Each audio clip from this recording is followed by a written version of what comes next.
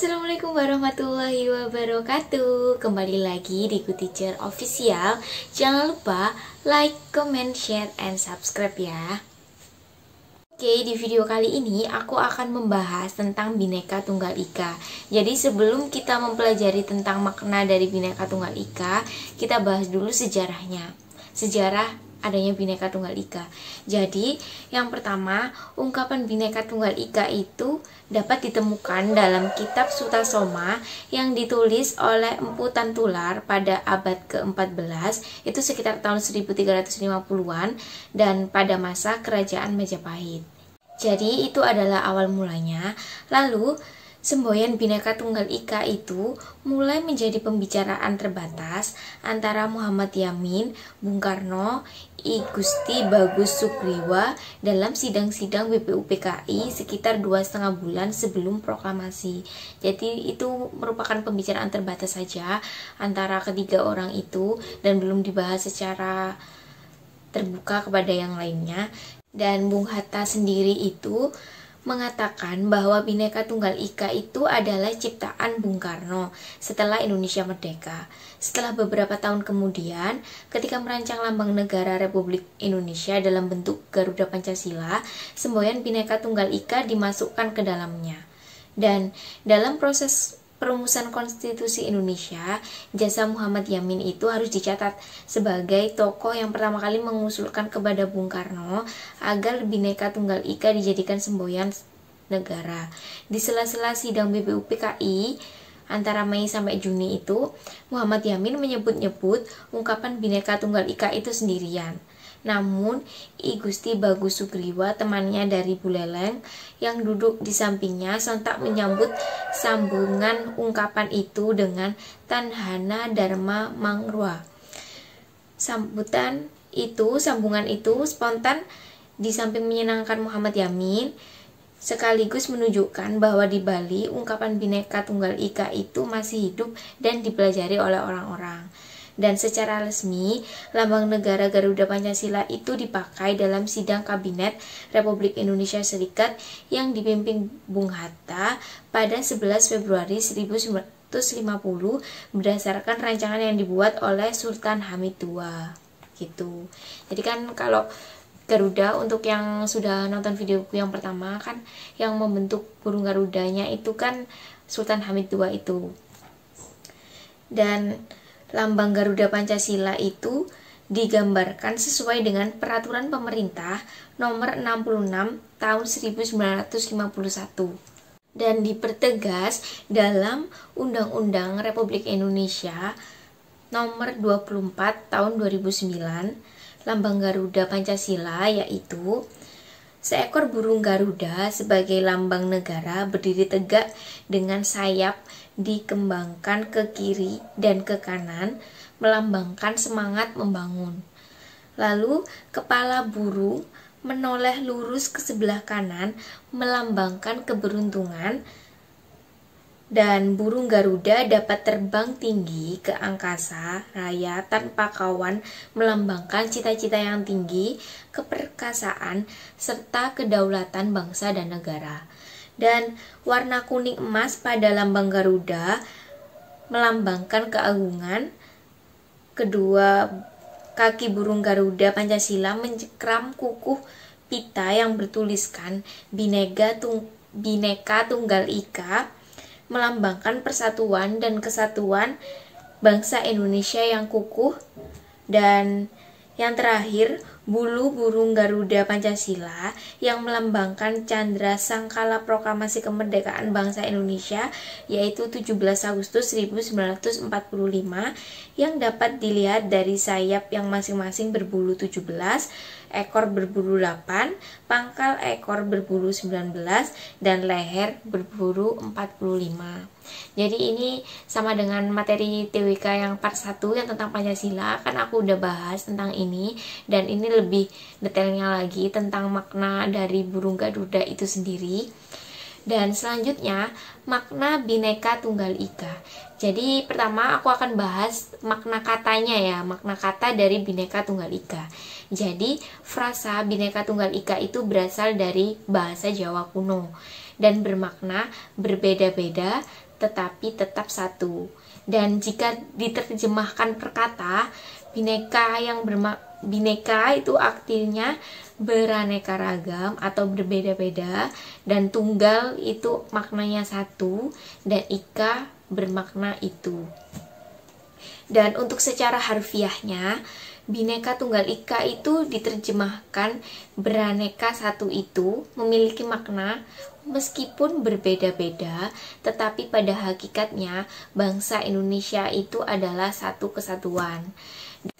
Jadi, semboyan ini itu digunakan untuk menggambarkan persatuan dan kesatuan bangsa dan negara kesatuan Republik Indonesia yang terdiri atas beraneka ragam budaya, bahasa daerah, ras, suku bangsa, agama, dan kepercayaan. Dan untuk selanjutnya, aku akan membahas tentang Bhinneka Tunggal Ika dalam konteks Indonesia. Yang pertama, Indonesia itu memiliki pulau sebanyak 17.508 pulau, baik pulau besar maupun pulau kecil dengan beragam suku bangsa, bahasa, budaya, agama, dan adat istiadat. Dan Indonesia itu memiliki kebinekaan dalam suku yang berjumlah lebih dari 1.128 suku bangsa dan lebih dari 700 bahasa daerah. Dan selanjutnya, keberagaman suku bangsa dan bahasa tersebut dapat disatukan dalam satu bangsa, bangsa Indonesia, dan satu bahasa persatuan bahasa Indonesia. Lalu, bangsa Indonesia itu ditambah dengan posisi geografisnya yang sangat strategis. Kepulauan Indonesia berada di antara dua benua, benua Asia dan benua Australia, diapit dua samudra, yaitu Samudra Pasifik dan Samudra Hindia, dan terletak di tengah garis khatulistiwa sehingga pergantian siang dan malam berjalan sesuai dengan siklus yang seimbang. Lalu, budaya luhur bangsa Indonesia tidak terlepas dari kebudayaan yang tumbuh dan berkembang yang menjadi warisan dari zaman kerajaan Nusantara seperti Sriwijaya, Majapahit, Mataram Islam, dan kerajaan-kerajaan lain yang juga melahirkan budaya tradisional yang telah berurat dan berakar sampai saat ini. Dan bangsa Indonesia itu sudah berabad-abad hidup dalam kebersamaan dengan keberagaman dan perbedaan warna kulit, bahasa, adat istiadat, agama, dan berbagai perbedaan lainnya. Dan perbedaan tersebut dijadikan para leluhur sebagai modal untuk membangun bangsa ini menjadi sebuah bangsa yang besar. Dan sejarah itu mencatat bahwa seluruh anak bangsa yang berasal dari berbagai suku semua terlibat dalam memperjuangkan hak kemerdekaan Indonesia. Semua ikut berjuang dengan mengambil peran masing-masing.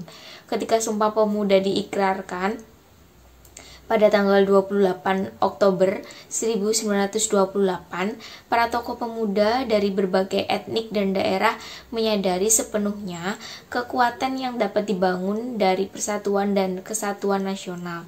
Dengan Sumpah Pemuda, mereka bersatu dan menegaskan persatuan dan satu tanah air, satu bangsa, dan satu bahasa persatuan, yaitu Indonesia.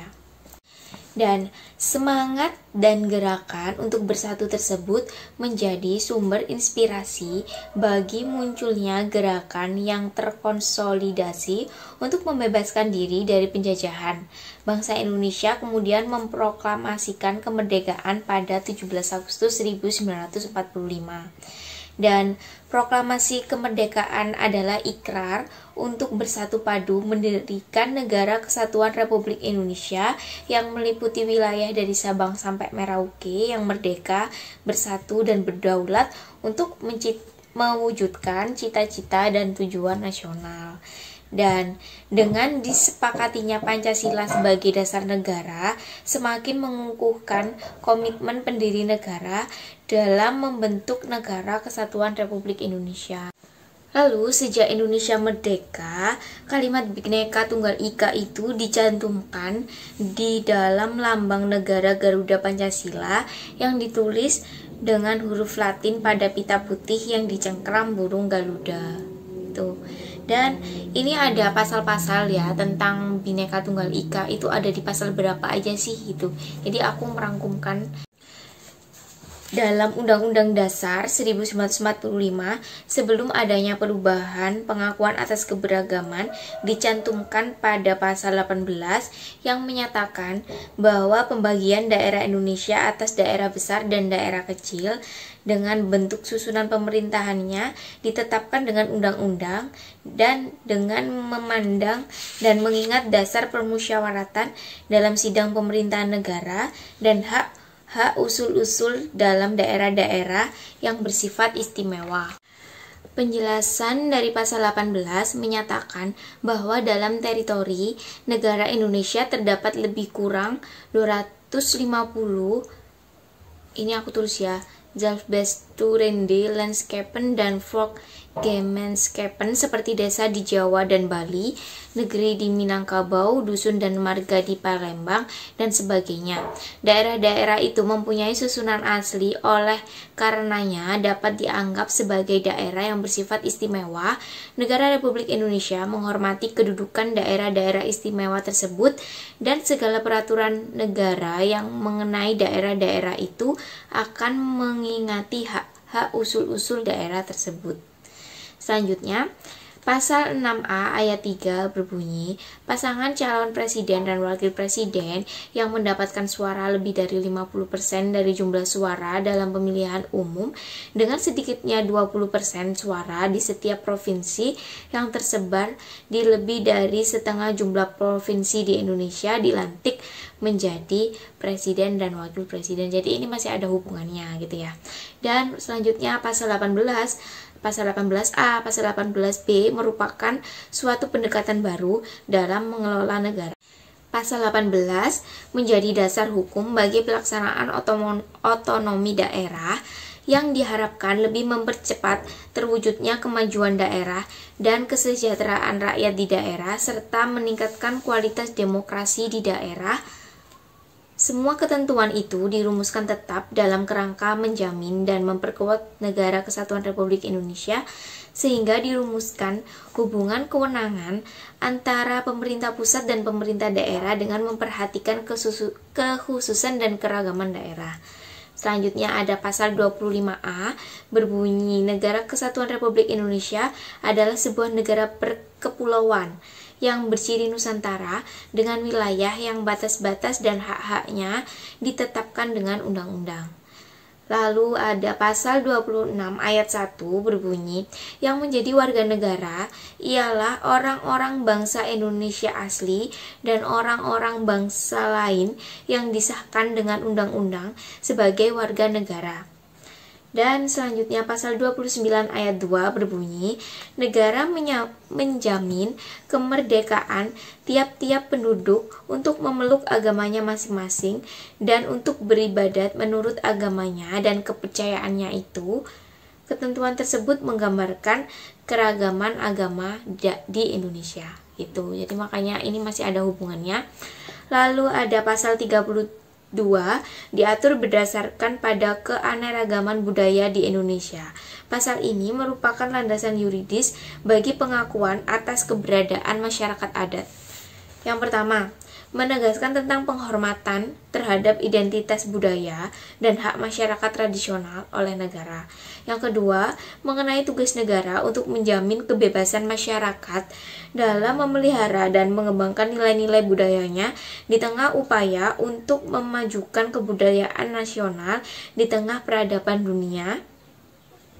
Dan pasal 36A menegaskan bahwa lambang negara ialah Garuda Pancasila dengan semboyan Bhinneka Tunggal Ika, dan ini tuh mengukuhkan pentingnya keberagaman dalam pembangunan. Oke, itu penjelasan tentang Bhinneka Tunggal Ika. Dan untuk soal-soal, nanti setelah materinya selesai, aku akan mulai bahas soal-soal. Ditunggu saja video selanjutnya. Terima kasih telah menonton video ini. Dukung terus channel ini dengan cara like, comment, share, and subscribe. Dan juga jangan lupa tonton video materi-materi lain tentang CPNS. Itu ada di playlist materi TWK atau materi tes wawasan kebangsaan. Oke, terima kasih for watching. See you next time and bye-bye.